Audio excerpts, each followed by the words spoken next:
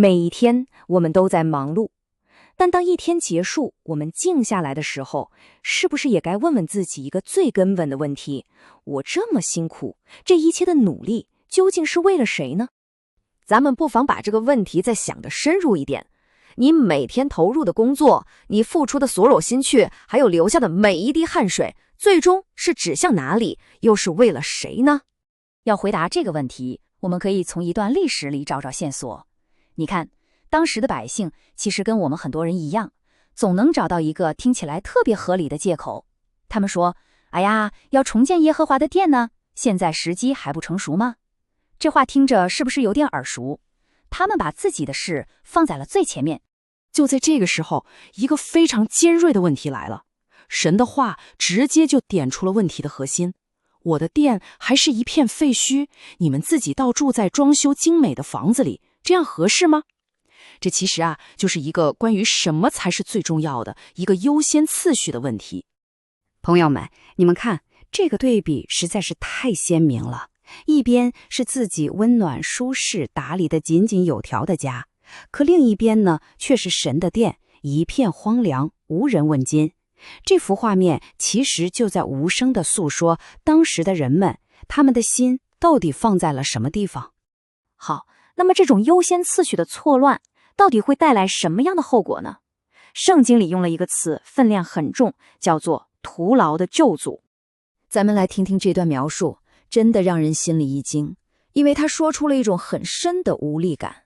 神让他们好好看看自己的生活，你们拼了命地撒种，结果呢，收成少得可怜。你们吃东西不饱，喝水也不解渴，穿上衣服还是冷。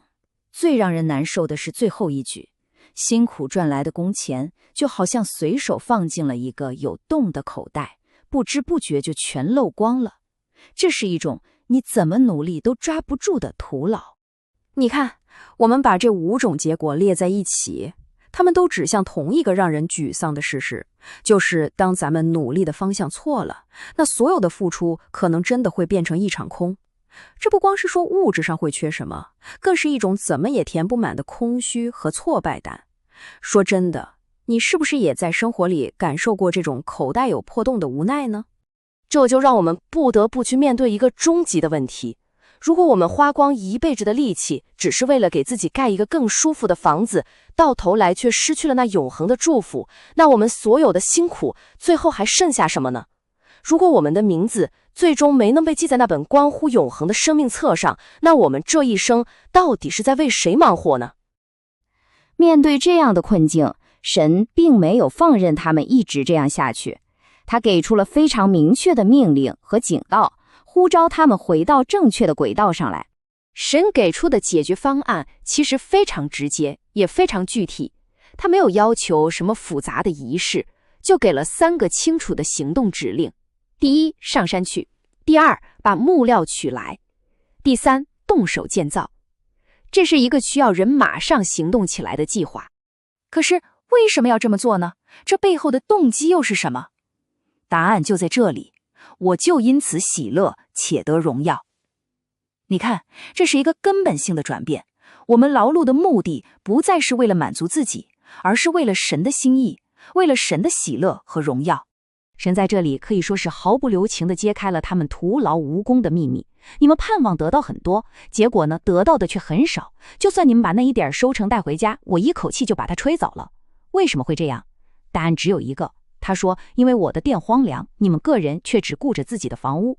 所以你看，问题根本不在于努力不努力，而在于你是在为谁奔波。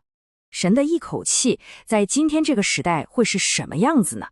可能就像我们看到的这样，也许是一场突如其来的大病，就能耗尽一个人一生的积蓄；也许是一场谁也想不到的灾祸，让红火的事业一下子就完了；又或者是一场意外，让所有的心血都化为乌有。这一切都在提醒我们，那些我们以为自己牢牢抓在手里的东西，其实有多么脆弱。讲到这里，这个几千年前的故事对今天的我们到底意味着什么呢？其实它更像是一个温柔的邀请，邀请我们从每天的忙碌里停一下，转过头来看看自己的内心，审查一下我们的心。那么，你的心到底在哪里？你每天的忙碌是在为主而做，还是仅仅为了建造自己那个带天花板的舒适的房屋呢？